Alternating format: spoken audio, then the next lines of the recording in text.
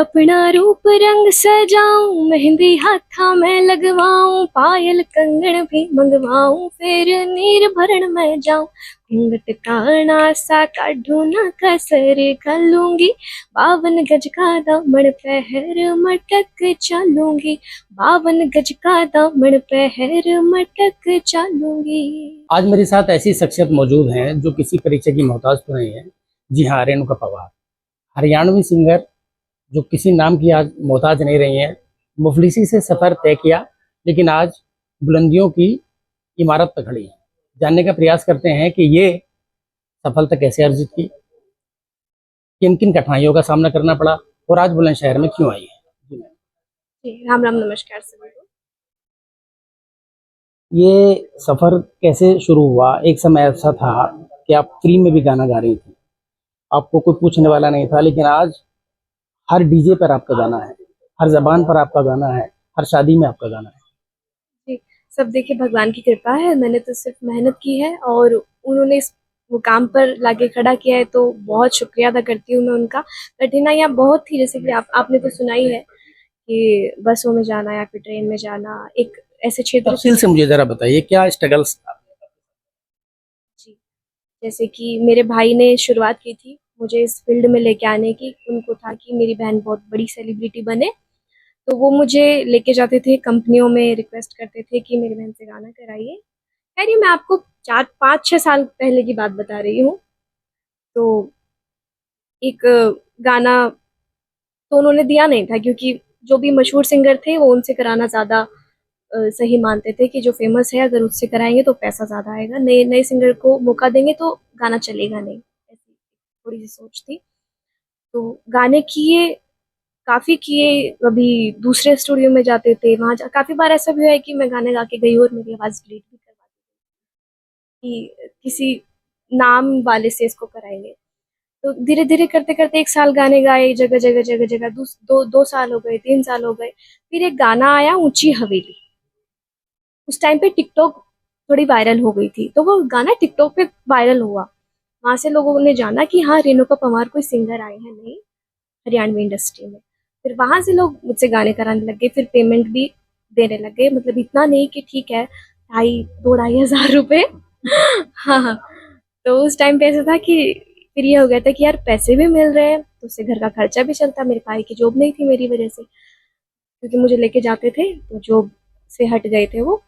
फिर ऐसा हो गया था, एक एक लालच, लालच भी नहीं कह सकते, एक जिम्मेदारी हो गई थी कि ठीक है अगर एक गाने के 2,000 रुपए मिल रहे हैं तो अगर दिन में 6 गाने गाऊंगी तो इतने पैसे होंगे, उससे घर चलेगा। तो इस टाइप का हो गया था। फिर धीरे धीरे मैं खुद भी लिखती थी, कई गाने मैंने खुद भी लिखे।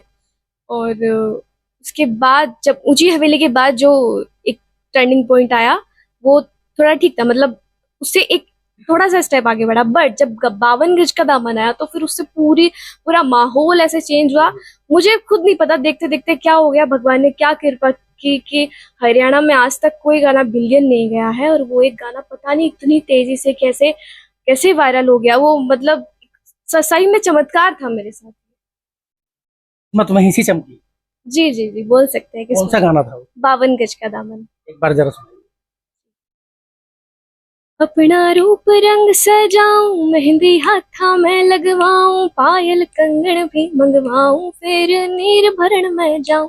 घूंघट काना सा काढूं ना कसर खलूंगी, 52 गज का दामन पहर मटक चालूंगी, 52 गज का दामन पहर मटक चालूंगी।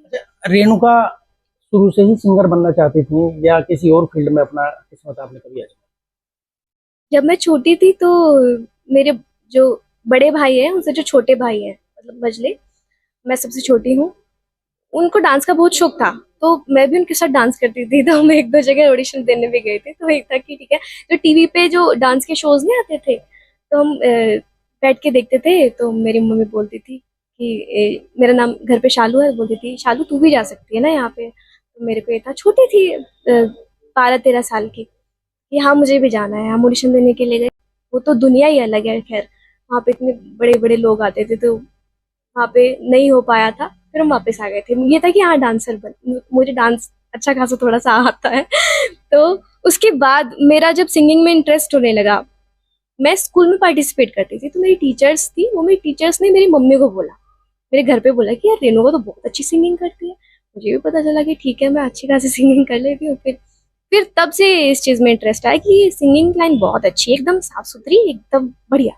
अच्छा, जिस स्टेट में गर्भ में ही बेटियों को मार दिया जाता हो, उस स्टेट की बेटी खुले माहौल में गाना गा रही है, तो कुछ बंदिशें, कुछ चेक बैलेंस का कुछ सामने आया? नहीं, देखिए अब तो माहौल बहुत बदल गया है। आप जिस क्षेत्र से मैं हूँ, आप वहाँ आके देखिए, अब तो बहुत ज्यादा अच्छा माहौल हो चुका है योगी जी की वजह से। खैर, मेरे घर पे भी बहुत लड़कियां आती हैं, तो मुझे बहुत अच्छा लगता है। वो अपने फैमिली के साथ आती हैं, बोलती हैं मुझे भी रेणुका दीदी आपके जैसा बनना है। तो बहुत खुशी होती है कि हाँ, उस टाइम पे सब ऐसे रोकने वाले थे कि नहीं नहीं नहीं नहीं नहीं नहीं, ये चीज गलत है, इसको मत भेजो इस लाइन में, ये गलत है। आज खुद उनके माँ बाप आ रहे हैं और बोल रहे हैं कि रेणुका दीदी आपके जैसा बनना है। तो वो सोच जो बदली है, वो बहुत अच्छा है। तो अब आने वाले समय में कौन कौन से गाने आपके रिलीज हो रहे हैं? और लगातार मैं देख रहा हूँ कि जो हरियाणा की इंडस्ट्री है, फिल्म इंडस्ट्री है, या म्यूजिक की इंडस्ट्री है, वो लगातार बॉलीवुड को और साउथ के जो म्यूजिक है, म्यूजिक इंडस्ट्री है, उसको लगातार जो है टक्कर दे रही है। तो क्या मानती हैं, क्या वो लोग मेहनत कम कर रहे हैं या आप लोग मेहनत ज्यादा कर रहे ऐसा नहीं है, जो जनरेशन जो गाने सुनती है, उनको नई नई नई चीजें चाहिए। अब बॉलीवुड इतने सालों से सुनते आ रहे हैं, जब एकदम से उनको क्लिक हुआ कि हरियाणवी, उनको वाइब आने लगी। अब स्पॉटिफाई पे देख लो या कहीं भी देख लो, मतलब एक ट्रेंड होता है ना कि हाँ अब ये लैंग्वेज ट्रेंड में चल रही है, तो अभी वो माहौल है कि हाँ हरियाणवी लैंग्वेज बहुत ट्रेंड में चल रही हैं? आपने 500 रुपए से शुरू किया, आप ये अपने जिक्र किया अभी, 500 रुपए से अपने लाइफ का जो गाना शुरू किया, उसके बाद में अब क्या स्थिति है? है। अब देखिए, ये सब चीजें मेरे भाई लोग जानते हैं। सही में मैं इन चीजों पे ज्यादा ध्यान नहीं देती हूँ कि कहाँ से कितना क्या आ रहा है, मुझे बताओ। मेरा काम सिर्फ गाना गा के अपने घर आना है, गानों पे मेहनत करनी है, अपने शोज में मेहनत करनी है। मैं कभी अपने भाई से नहीं पूछती कि ला इतने पैसे मुझे दे या मुझे फिजूल खर्चे करने हैं, क्योंकि जो है सब उसी की वजह से है। अगर मैं उससे बोलूंगी कि ला तेरा इतना मेरा इतना, तो वो चीजें खराब हो जाती है। वहां पे जो भी है, मम्मी को दो, पापा को दो, भाई को दो, जो मुझे चाहिएगा मैं उनसे बोल के ले लूंगी। युवा जनरेशन के लिए क्या? मैं यही बोलूंगी कि आज का युवा थोड़ा बिगड़ रहा है, जिस स्थिति से मैं इंस्टाग्राम देखती रहती हूँ, तो प्लीज इस पर थोड़ा रोक लगाओ यार। नाम कमाना बहुत इजी है। आप लड़कियों को ही मैं बोलूंगी, इंस्टाग्राम पे जो छोटे कपड़े पहन के रील्स बनाती है, ठीक है, आपकी एक रील वायरल हुई, आपके मिलियन फॉलोवर्स हो जाएंगे, बट कल को आपकी शादी होगी, आपके माँ बाप किस हक से आपको दिखाएंगे कि हमारी बेटी से शादी करो? क्या देखेंगे? तो ये चीज आप खुद में देखो ना, इज्जत के साथ नाम कमाओ, बहुत बढ़िया है। साफ तौर पे ये मेरे साथ रेणुका पवार जी हैं, जिनका साफ तौर पे कहना है कि युवा पीढ़ी को समझ लेना चाहिए क्या अच्छा क्या बुरा। तो साफ तौर पे ये रेणुका पवार हैं, जो संघर्ष की कहानी आपने उन्हीं की जबानी सुनी। शाहनवाज चौधरी, न्यूज़ 24, बुलंदशहर।